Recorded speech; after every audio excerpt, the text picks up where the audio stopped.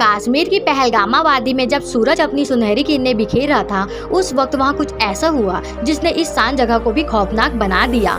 यह एक सामान्य दिन था और लोग अपने अपने कामों में व्यस्त थे जब अचानक से एक पर्यटक बस पर हमला हुआ। यह हमला इतना भयावह था कि उसकी गूंज से सारा क्षेत्र कांप उठा। बस में सवार थे दिल्ली से आए हुए एक परिवार के सदस्य, जिनमें 24 वर्षीय सीमा शर्मा भी शामिल थी। वो अपने माँ बाप के साथ कश्मीर के बर्फीले पहाड़ों और हरे भरे बागों के बीच एक सुखद यात्रा पर थी। वो कभी नहीं जान पाई कि जिस रास्ते पर वो मुस्कुराते हुए चल रही थी, वह जल्द ही तबाही का मंजर छा जाएगा।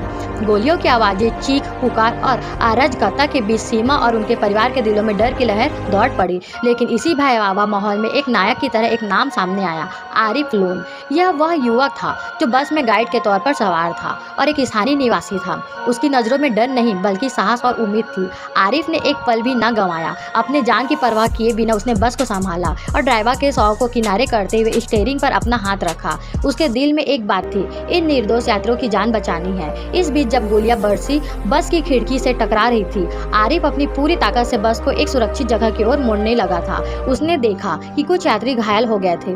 बिना समय गंवाए वह घायल लोगों को सहारा देते हुए उन्हें पास के ढाबे में ले गया। आरिफ के इस साहसिक कदम से सभी यात्री सुरक्षित हो पाए और जब पुलिस और सेना का दल घटनास्थल पर पहुंचा तो आरिफ को नरसिंह वीरता का प्रतीक माना गया, बल्कि हर किसी के दिल में उसकी हिम्मत का सम्मान भी था। आरिफ को गंभीर चोटें आई थी, लेकिन उसकी आंखें में कुछ ऐसा था जो उसे खामोशी से चुपके से एक और युद्ध लड़ने की ताकत देता था।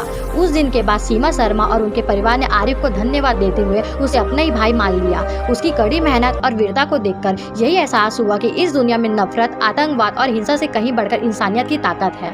यह कहानी केवल एक इंसान की वीरता की नहीं, बल्कि उस आशा की है जो अंधेरे में भी चमक सकती है। एक साधारण युवक ने साबित किया कि अगर दिल में मानवता हो तो कोई भी मुश्किल रास्ता मुश्किल नहीं रहता।